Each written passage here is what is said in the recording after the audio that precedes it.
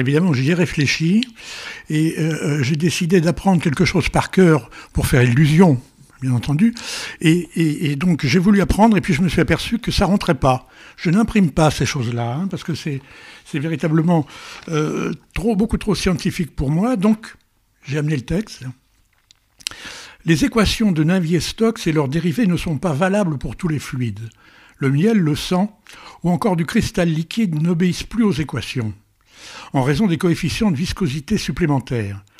À l'heure actuelle, le problème reste ouvert. Ces équations non linéaires ne sont pas simples et encore non complètement définies mathématiquement. Bon, tout ça, je n'y comprends absolument rien, je m'en fous complètement. La mécanique des fluides n'est entrée dans ma vie qu'à cause de cette question.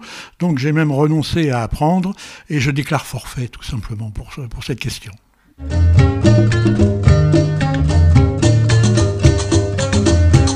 Ah, j'ai pas compris. Pardon. J'ai pas compris la question comme ça. J'ai pas compris. Êtes-vous plutôt ceci ou plutôt cela? J'ai compris qu'il fallait donner un peu mon avis sur les deux. Alors, s'agissant du passé composé, il me semble que ce soit notre passé, le passé individuellement de chacun, c'est toujours un passé composé. On pique des choses dans le passé et puis on en laisse de côté et avec ce qu'on a gardé, on se fait son passé, on se fait sa vie rétrospectivement. Et c'est aussi valable, je crois, pour la littérature. En littérature aussi, c'est comme ça. Toute littérature est faite de passés composés. Alors, pour ce qui est du futur antérieur, là, il m'a semblé que c'était un redoublement d'incertitude, puisque finalement, le futur est toujours incertain, il est ouvert, et nous sommes vulnérables devant ce passé qui s'ouvre, ce futur qui s'ouvre, mais qui peut être n'importe quoi. Et alors, quand il s'agit du futur antérieur, c'est-à-dire d'un futur qui est supposé se passer avant un autre futur, là il y a un redoublement. Là c'est quasiment du bégaiement d'incertitude. Donc voilà à peu près ce que ces deux notions, passé composé et futur antérieur, m'ont inspiré.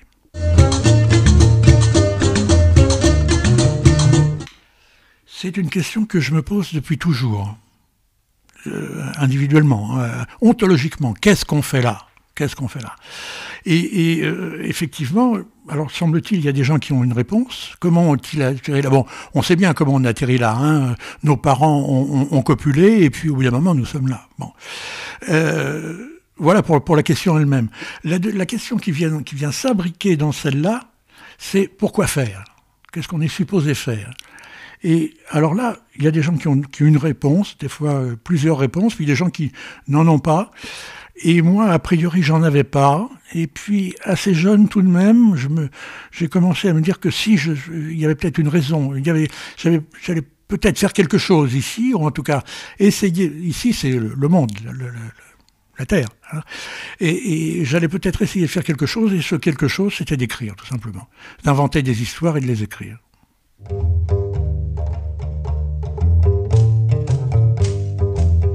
Mon premier coup de cœur, c'est Palestine, d'Hubert Haddad. Bon, je connais Hubert Haddad, nous nous connaissons de longue date, nous avons été presque amis d'enfance, amis de jeunesse en tout cas. Et bon, Palestine, alors, il y a quelque chose de très particulier avec Palestine, c'est qu'il y a un mécanisme. Et c'est un mécanisme qui donne très souvent de grandes œuvres ou des œuvres qui apportent un sens, qui d'un seul coup percent le sens. Et le mécanisme dans Palestine, c'est tout simplement que le héros Cham est un jeune soldat israélien et par suite de circonstances, il va franchir le miroir et il va devenir un Palestinien. Tout simplement, et on lui a volé ses papiers, il part en patrouille avec son officier.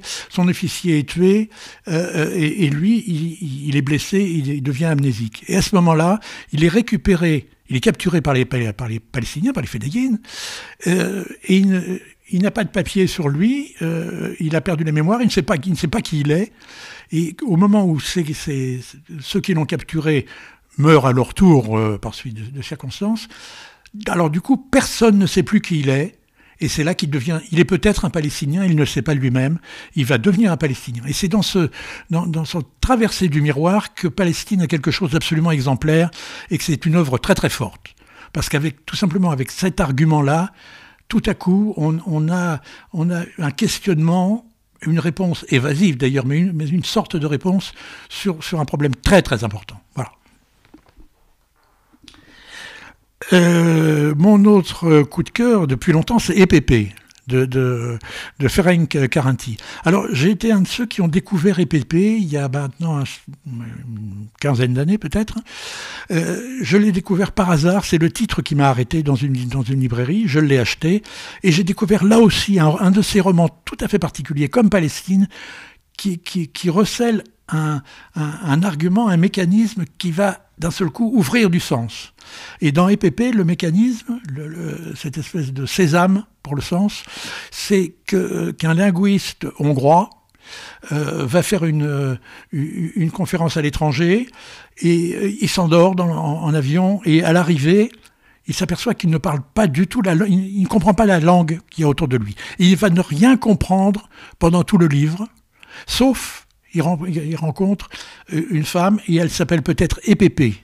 Et ce sont les seules syllabes auxquelles il va donner du sens. EPP, c'est la femme, c'est la vie en fait. Mais lui, pendant tout ce temps-là, il est devenu une sorte de caillou jeté au torrent, puisqu'il ne peut plus communiquer avec qui que ce soit.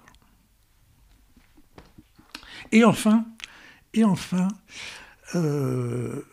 Ibidem, le roman de René Haddad, m'a aussi beaucoup frappé, mais alors pour une raison différente.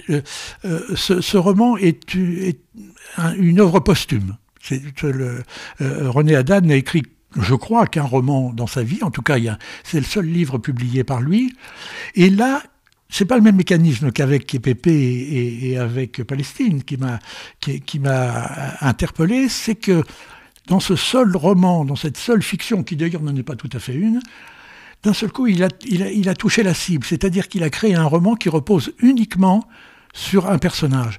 Et alors ça évoque des œuvres tout à fait importantes et passionnantes. Par exemple, c'est le personnage d'Ibidem m'a évoqué le Monsieur Plume d'Henri Michaud, m'a évoqué le Charlot de Chaplin. Tout à coup, c'est très rare, vous savez, arriver à créer un personnage comme ça, qui jaillit dans la fiction. Il existe et il donne une version d'humanité à lui tout seul. Voilà.